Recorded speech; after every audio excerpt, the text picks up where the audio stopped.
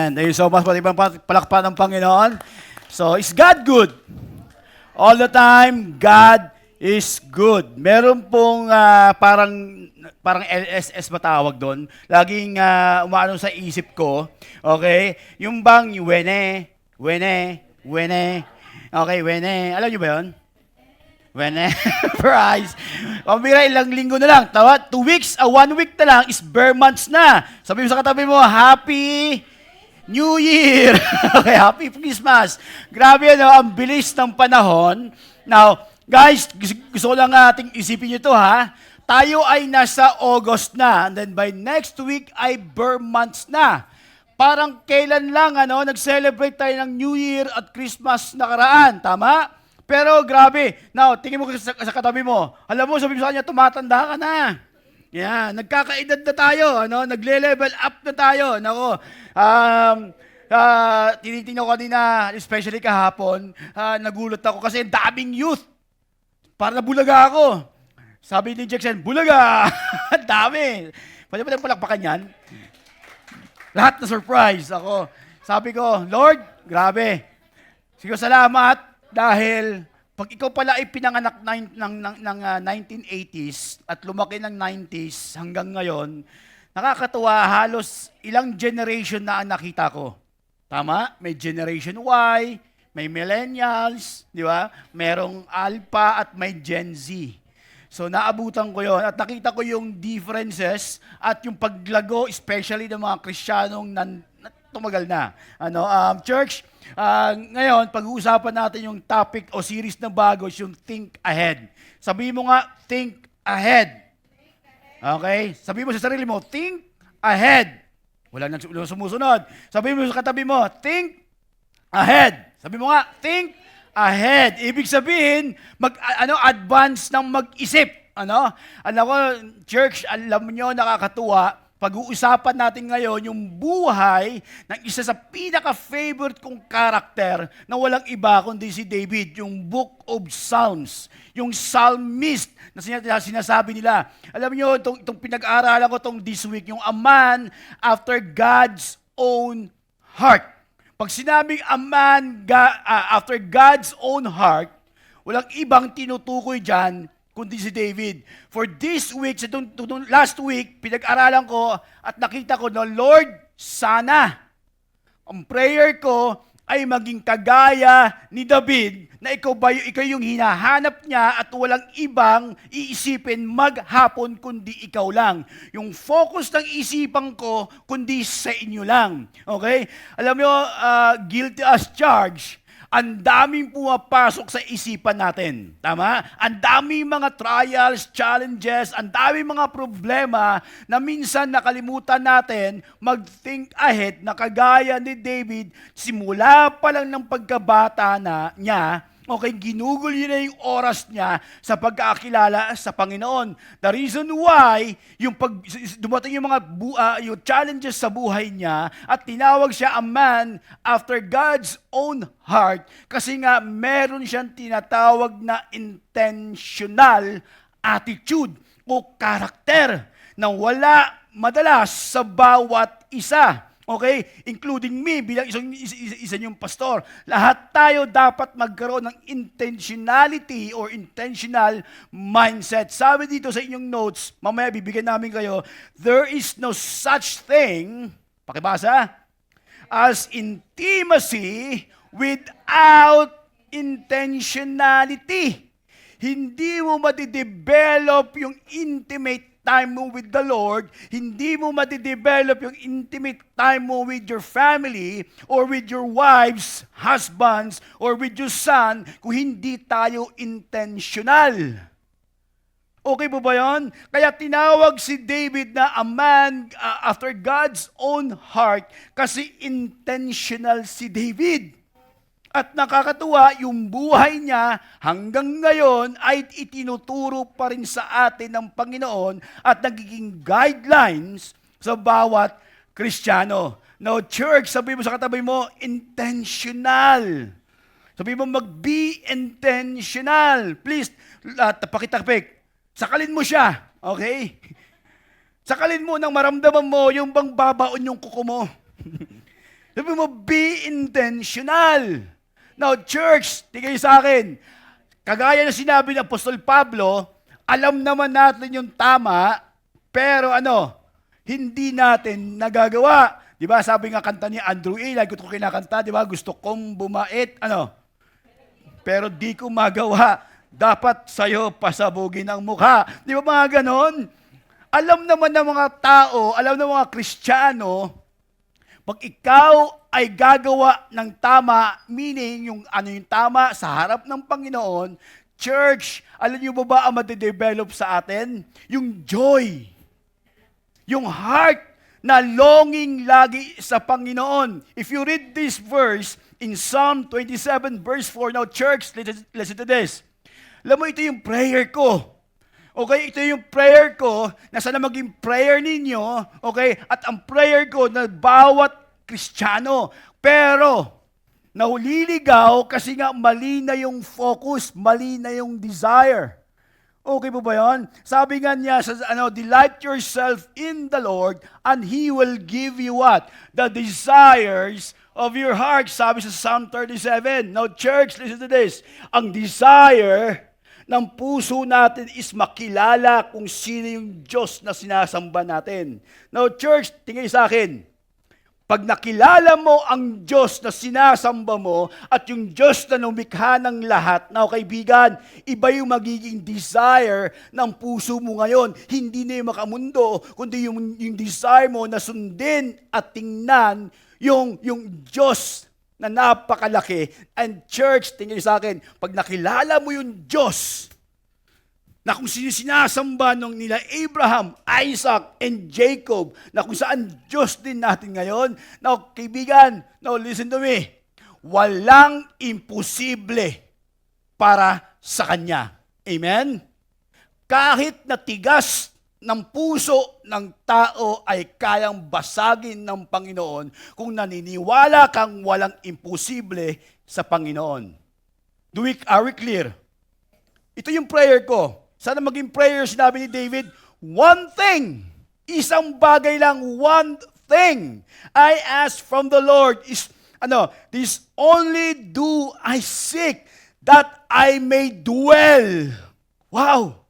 That I may dwell in the house of the Lord all the days of my life, to gaze on the beauty of the Lord and to seek Him in His temple. Kaibigan, sabi ni David, di bali dito lang ako sa bahay ng Panginoon kaysa sa maraming lugar, I rather be in the presence of the Lord. No, kaibigan, sana yun ang desire natin kahit saan ka magpunta, anong ginagawa mo, dapat isa lang bagay ang nasa isip natin is to bring glory to God. One thing.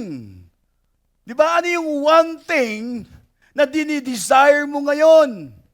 That dwell in the house of the Lord. Nakaranas na ba kayo nakasama nyo ang loved ones ninyo? Yung mag-boyfriend, girlfriend mo, sino ito mag-asawa? Di ba nung mag-boyfriend, girlfriend pa lang kayo, lalala ko lagi pag inaaway ako ng asawa ko, o kaya inaaway ko siya, para lang umayos yung aking relationship, binabalikan ko yung nakaraan. Samantalang nung unang nagliligawan pa lang kami, para hindi kami mapaghiwalay. Di ba? Same thing din nung makilala natin ng Panginoon. Now, church, alam niyo po ba ako ay na-diagnose ng diabetes? Muntik na, alam ko, papunta na ako doon. Okay? And God is good. Kasi nga, that time, for Friday, pumunta kami ng asawa ko, nag-late lunch kami, mayroong sa Mega Trade Hall, okay? Na meron tong free blood sugar test. Okay? So ako kampante na wala akong sakit. Kasi nga, pakiramdam ko wala naman akong nararamdaman. Tama? Pag nararamdaman, kagaya nila Kuya Troy, may gout, di ba? Sila Kuya Atan mo, may high blood. Sabi ko, Lord, thank you for giving me good health. Okay? Pero mas matanda ako sa kanila. Sino na may sakit? Si Kuya Francis lang ata healthy sa amin eh. Anyway, to make the long story short, nung nagpa-blood pressure ko, sabi, Sir, good job. Ilang taon ka na? Sabi ko, 44. Talaga ba? Wow, why? Sabi ko, bakit ka nagulat? Kasi sa edad mo, maganda yung blood pressure. Ikaw, yabang, ano? Eh di sa blood sugar, pag upo ko, tika lang, sabi ko, tutusukin mo ba ako? Ayaw ko na tinutusok eh. Sabi niya, yes sir, tutusukin kita. Wala bang ano dyan, yung ididikit na lang na sticker para ma-read? Alam mo yung gano'n? Pag check, alam mo, kampante ako na okay ang blood sugar ko. No, church, alam mo ba ang normal is 100 na count? Alam mo ba yung count ng sugar ko that time is 514. Nasa dangerous level ng sugar. Nagulat siya, pati ako nagulat. Nagkagulatan kami. Sabi ko, okay ba yung 514? Sabi niya, hindi. Sabi niya, okay ka lang ba? Oo, okay na okay ako. Alam mo, church, kung na-realize ko lang, ngayon, na-appreciate ko na yung mga green na pagkain. Totoo, naging conscious ako sa mga kakainin ko, naging conscious ako sa blood count ko. Alam mo, church, listen to this. Tingnan niyo sa akin, ha? Pag na-experience mo, no, church, look at me, listen to this, napaka-importante ito. Pag na-experience mo pala ang pag-ibig ng Panginoon, magiging conscious ka sa kasalanan na sa paligid mo. Nagkakaintindihan tayo? That's why sabi ni David, Lord, gusto ko mag-dwell in your house. Lord, kasi pag nag-dwell ako sa bahay mo o sa presensya mo o yung utak ko, yung isipan ko, yung mindset ko nakafocus sa inyo, hindi ko makikita yung kasalanan ng ibang tao, kundi yung kasalanan ko. Nakuha nyo na kung paano maging conscious ako sa inyo. Para bang ako, conscious masyado ako sa sugar ko na dapat hindi tumaas yung level. Ganun din. Na Lord, sabi ni David, one thing, Panginoon, kung pwede lang. Diba? I asked from the Lord, this only do I seek. What are we seeking, mga kapatid? Ano ba hinahanap natin sa mundong ito? Entitlement? Ano ba hinahanap natin sa mundong ito? Happiness? Tama? O yung security? Pero si David, sabi niya, Lord, gusto ko ikaw lang kasi pag ikaw, Panginoon, kontento na ako. Kompleto na ako anong meron ako. Sabi mo sa katabi mo, huwag kang selfish. Nandito ka. Sabi mo, nandito ka para maging blessing sa iba. Galing, church, namnamin ninyo ha. Alam nyo ba dati, kinig sa akin ha, guilty as charged, pag ako kumain, mabilis. Tagang, yung bang paupo pa yung asawa ko, ubos na yung pagkain ko. Pag kumain ko ng burger, isang kagat pa lang sa kanya, akin kalahati na agad. Ganun ako kabilis kumain. Pero ngayon, sa akin, ninanamnam ko bawat kagat. Grabe. Kasi yung cup rice ko, konti. Wala akong rice for how many days? Ninanamnam ko lahat. Alam mo kapatid, pag ikaw naka-experience sa Panginoon, nanamnamin mo ang bawat oras sa Kanya. Amen? Kasi nga ang saya. Yung bang hindi ka nagmamadali. Yung bang wala kang worries, wala kang inaalala, kundi yung makasama siya habang buhay. And church, someday, balang araw, siya din ang kakaharapin natin at wala tayong ibang gagawin kundi mag-praise and worship sa Panginoon. Clear? Are we excited to see the Lord? Are you excited to see the Lord? Ako, yes, but not now. Okay, not now. Marami pa tayong gagawin. At nakakatuwa, sabi ko, Lord, ang galing, random test. Ibig sabihin, hindi pa tapos ang Diyos sa akin. Kasi anytime, pwede akong tumirik sa taas ng sugar. Kaibigan, tingin kayo sa akin, hanggat ikaw ay may hininga, kahit mabaho, okay? Or may buhay, hindi pa tapos ang Diyos sa'yo. Kahit ikaw ay nadapa, kaibigan, ang titingnan ng Diyos, yung pagtayo mo, nakasama siya. Are we clear? Kaibigan, now church, listen to this. Napaka-importante at napakaganda ng topic natin ngayon. Even ako, habang binabasa ko to, parang pakiramdam ko, oo nga no Lord, nawala yung desire. Kung kailan ako nagkaroon ng sakit, ngayon ko palang na-experience talaga yung sarap ng pagkain na ninanamnam. Ganon din yung pag ikaw ay may sakit na church na sa Diyos, huwag naman sana, doon mo lalo may experience yung presence ng Panginoon. Lalo na pag ikaw ay nasa storm or problema or trials. Ang sarap. Sana yun ang goal natin. Lord, one thing I ask. Okay? Is yung focus ko, yung buhay ko, yung puso ko, Panginoon, ay sa inyo lang nakatuon at sa inyo lang ang glory at ang credit. Now, church, my question to you, why do I prioritize, hirap ng R, prioritize intimacy with God? Why? The question is why? If you don't know yung reason ng behind ng why natin, no, kapatid, hindi ka magpapatuloy. Kaya nga sa mga couples, sa mga bago ikasal, you have to know your why.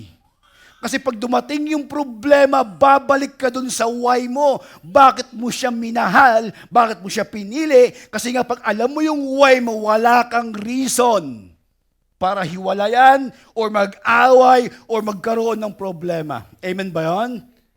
You have to know your why. Okay?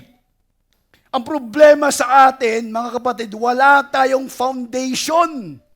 Yung core values, wala tayong binabalikan. Kaya maraming Kristiyano lahat nakaduro ng ganun. Tama? Bakit ganun? Kasi para wala mo balik sa akin kahit ganun. Okay? Lahat sinisisi nila sa iba. Okay? Lahat nagsiself-pity. Why? Because they don't know their purpose first.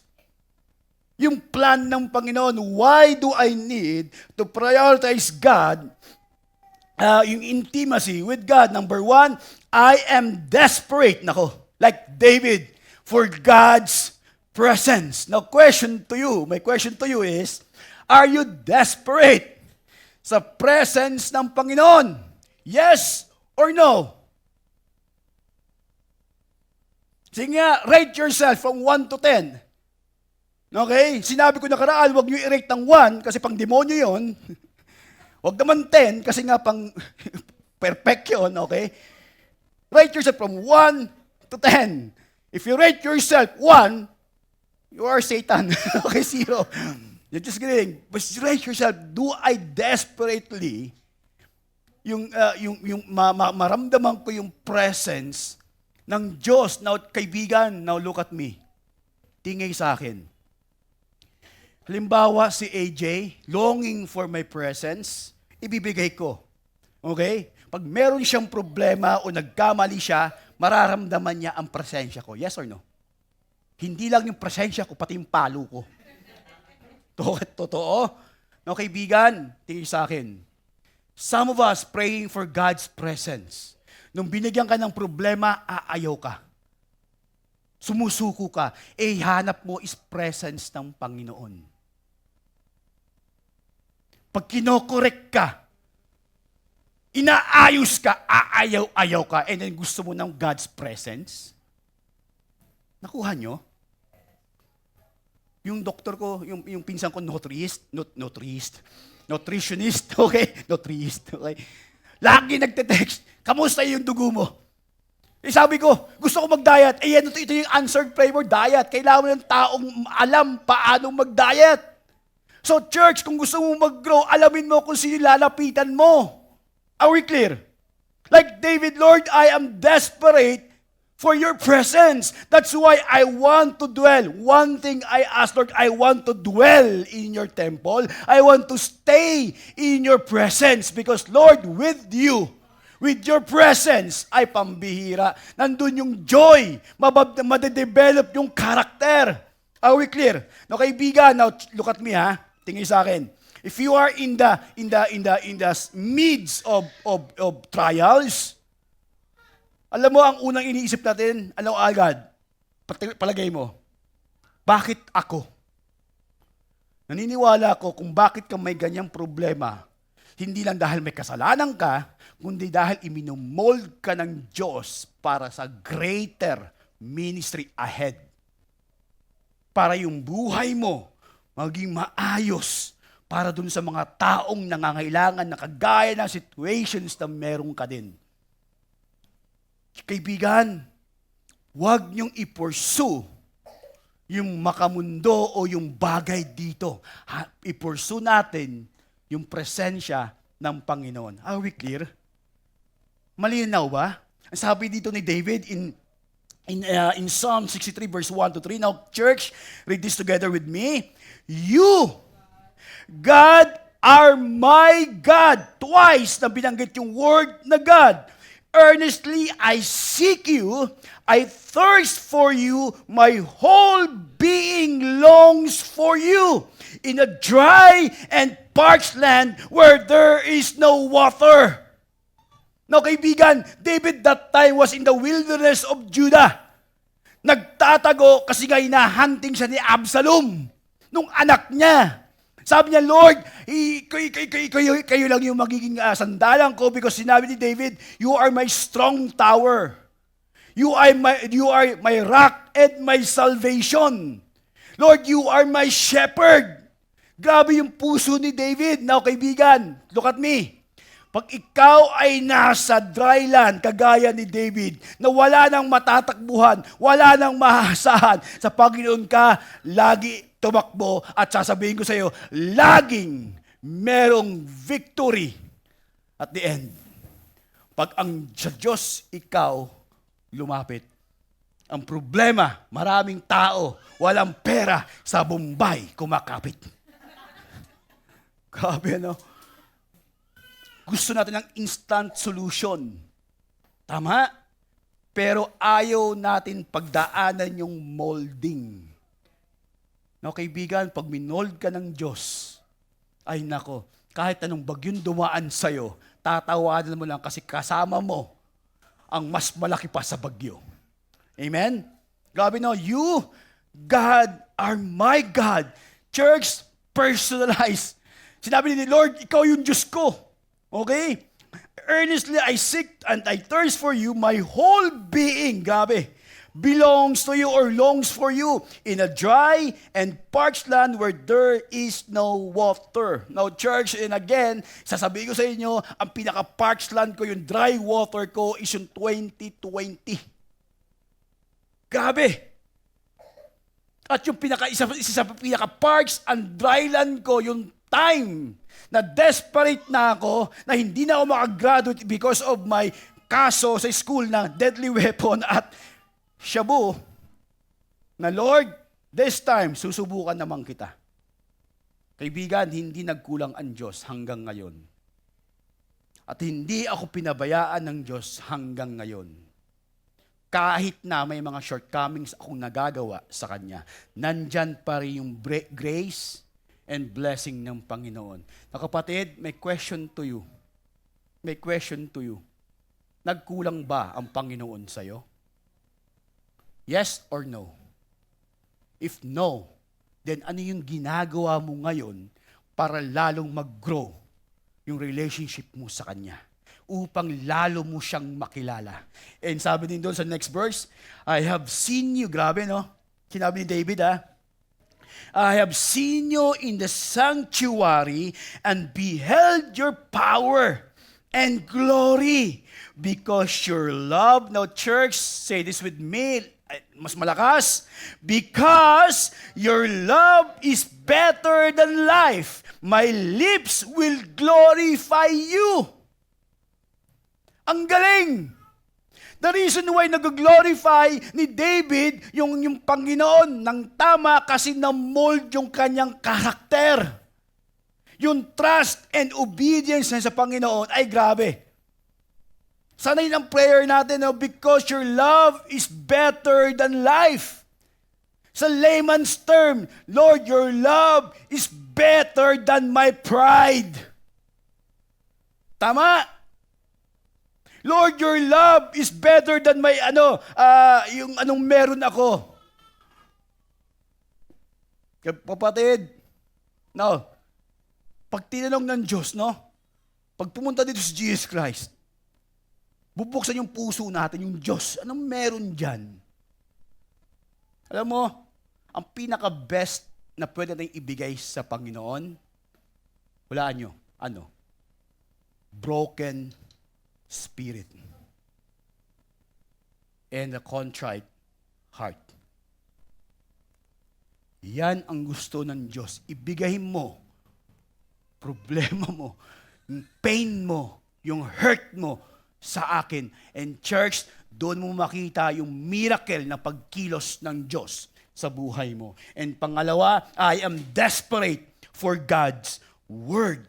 Sabi doon in Psalm 19 verse 7 to 8 and 10, the instructions of the Lord are perfect. Now, church, pakibasa, reviving the soul. The soul. Nasala na gaya ko kay Jexel, masyadong ma-accent. The soul. Reviving the soul. The decrease of the Lord are trustworthy. Now, church, sabi doon, the instructions of the Lord reviving the soul. Tanong ko lang, huwag kayo magtaas ng kamay. Sino dito pagod? Taas, pagod. Okay? Okay, pwede naman yung tanong ko, pagod. Taas kamay, pagod. Pagod ka, spiritually, mentally, emotionally, lahat, physically. Taas kamay. Ako lang. Okay, well, kunti lang kami. Okay? At least kayo, hindi kayo pagod. Pero yung mga tambay nga, pagod, nakakapagod yung tumambay, Okay? Sino dito minsan, yung bang naghahanap ka ng sagot, sinubukan mo ito, walang nangyari. Naranasan nyo ba yan? And then, masaklap pa, naghahanap ka ng advice doon sa mga memes sa Facebook. Alam mo kapatid, subukan mo ang Panginoon. Subukan mong basahin ang kanyang salita at panghawakan yung mga pangako niya sa bawat isa. Alam mo, ito will magre-revive yung pakiramdam mo. Diba sabi ni David sa sarili niya, why are you downcast, O my soul? Sino ito yung siya ng talong? Bakit ka ba malungkot? Sabi niya, kumambyo, trust in the Lord. Okay? And so in the verse, sabi din dito, the commandments of the Lord are right. Bringing what? Sabi, bringing joy to the heart. The commands of the Lord are clear, giving insight for the living. Now, kapatid, habang mukhang nag-chocolate itong mga baby natin ngayon, okay? Now, kapatid, listen to me. If you want advice, good advices, pag-aralan mo yung salita ng Panginoon. Now, church, tingin sa akin. Kaya, no wonder, Christians, look at me. No wonder, maraming Kristiyanong naliligaw. Hindi ko rin lubos maintindihan. Ang dami mga Kristiyanong nawawala sa ginagawa nila before at na pumapalit yung kanilang entitlement at yung kanilang sarili. Because, alam mo, kaibigan, hindi sila nagme-meditate o binabasa yung salita ng Panginoon. At no, church, listen to this. Nag-disciple casship kami ni AJ one time. Sabi ko, AJ, don't just read. Pag nag-usap tayo, sabi ko sa kanya, hindi mo lang para basta-basta matapos yung gagawin mo sa discipleship. No, hindi yan ang after ko. Ang hinahabol ko sa iyo, maintindihan mo. Kasi pwede mong i-fake sa akin na naintindihan mo, pero dapat makita sa buhay mo. Why? Because sabi doon, it will bring joy. Masaya ka ba? In the midst of trials, dapat nandun pa rin yung joy. Ilang difference ng happiness at ng joy. Gusto ng Diyos, magkaroon tayo ng joy. Okay po ba yun? And the commands of the Lord are clear. Okay? Giving insight for the living. And then, sabi doon, they are more, church, read this together. 1, 2, 3, go. They are what? They are sweeter than honey. Alam nyo, ngayon ko lang na-realize at na-accept na ako pala ay meat lover. Okay? Alam nyo, nung na-test ako ng blood sugar, ang pinakamasarap na sa akin is okra. Pipino. Promise. Yung ba nagiging conscious ka sa kakain mo, lahat ng binibilang mo na yung sugar mo? Now, church, listen to this. Sabi ng Diyos sa salita niya, hindi nabubuhay ang tao saan? Sa gulay lang. O sa steak. Alone. But every vegetable sa bahay kubo. Okay?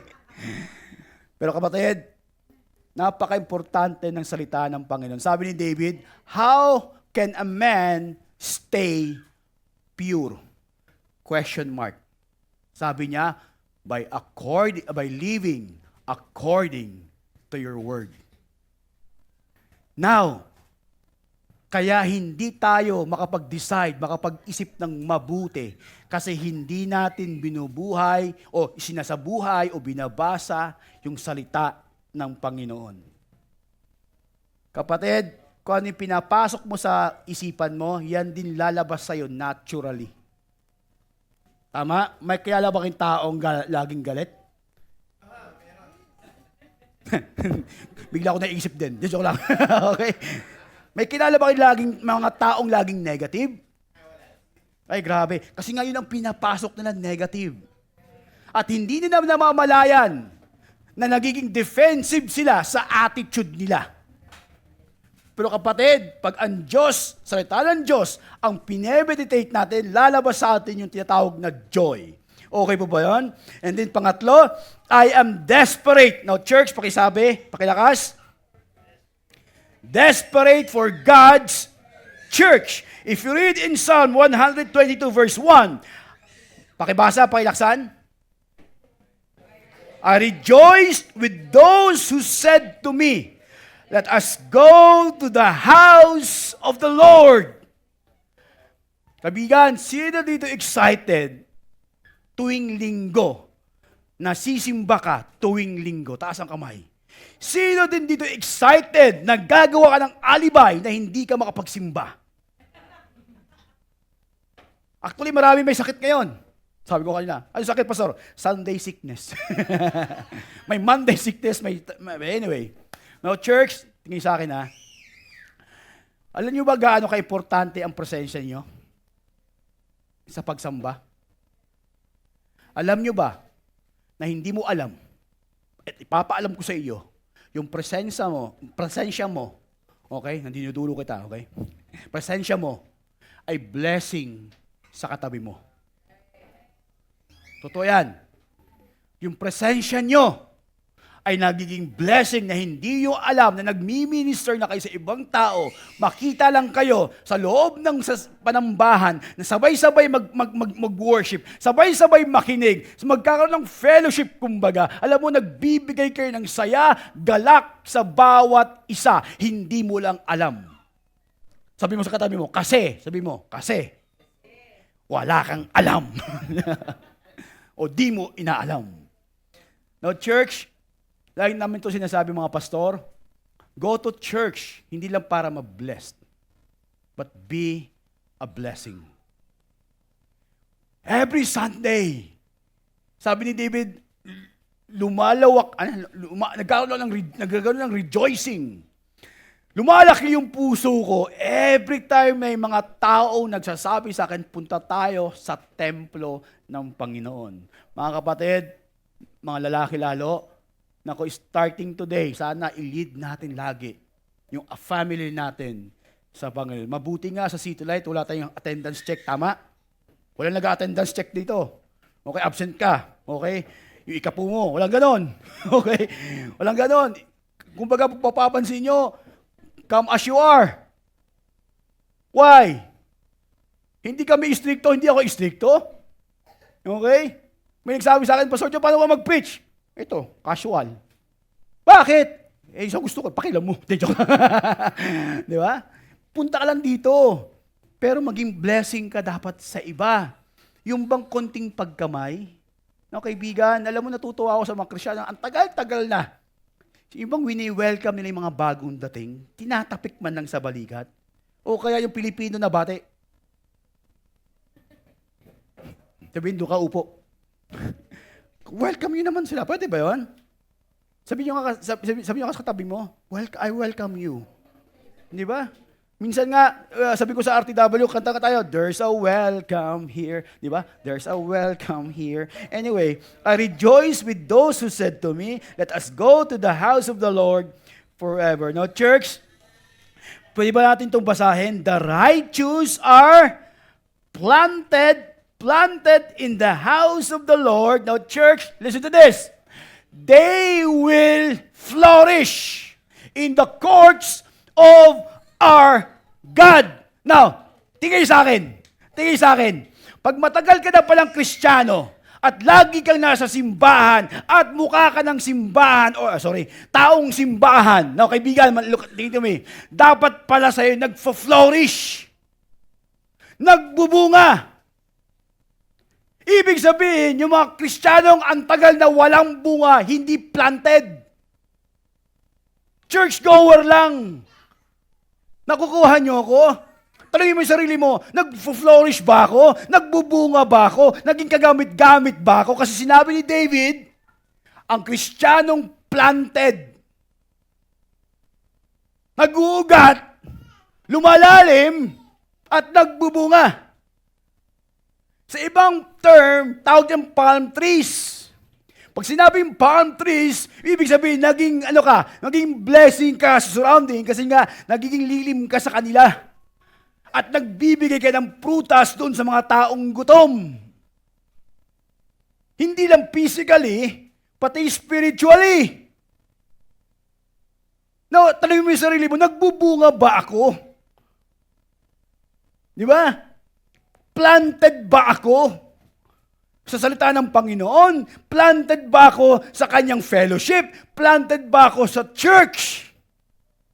Kasi kung planted ka, hindi ka na pasaway. Bato-bato sa langit. Tamaan. Ano? Wag.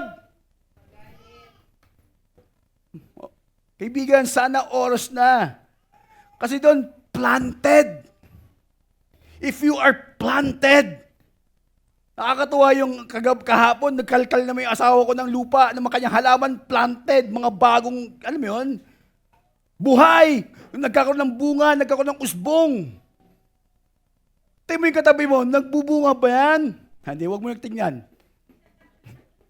When you say bunga, now church, tingin sa akin, when I say bunga, fruit, or flourish. Now, tingin sa akin, hindi lang yung mga kaluluwang nadala mo sa Panginoon, hindi lang yung mga kaluluwang na disciple mo, kundi dapat pati yung tinatawag na fruit of the Holy Spirit. Yung love, yung joy, yung integrity, dapat makita sa'yo kung ikaw ay planted. Bato-bato sa langit, tamaan, sana magising. Ang gusto ng Diyos sa'yo, planted and magbunga, mag-flourish. Huwag mong ipagmalaki sa akin, Pastor John, 10 years na ako, 50 years na ako, 100 years na ako sa ministry. Ano ngayon? Dapat makita sa'yo. Sabi ni Paul, ipakita mo. Huwag mong sabihin, ipakita mo. Okay ba yun? Now, church, grabe no? A man after God's own heart. Mga kapatid, saan ba tayo nakafocus? Kamusta ang devotions mo? Kamusta ang prayer life mo? Kasi kung tama ang prayer life mo at devotion mo, makikita sa pagkatao mo. Maintindihan ba tayo? Are we clear? Church, sabi mo nga, think ahead. Sabi mo, think ahead. Kung gusto ko maging masaya ahead, sisimulan ko ngayon. Okay? Kung gusto ko maging maayos yung samahan namin, sisimulan ko ngayon. Sa mga single, kung gusto nyo magkaroon ng magandang family, sisimulan mo ngayon na sumama sa mga couples na naka-experience na ng mga problema. At doon tayo matututo. Clear? Clear? Mga kapatid, tingin sa akin. Kaya ako sinabi mabilis ang oras. No, church, tingin sa akin ha. Hindi natin alam kung kailan tayo mawawala at kukunin ng Panginoon. Huwag natin sayangin sa napakawalang kwentang bagay. Yung oras at buhay natin. Are we clear? Is God good?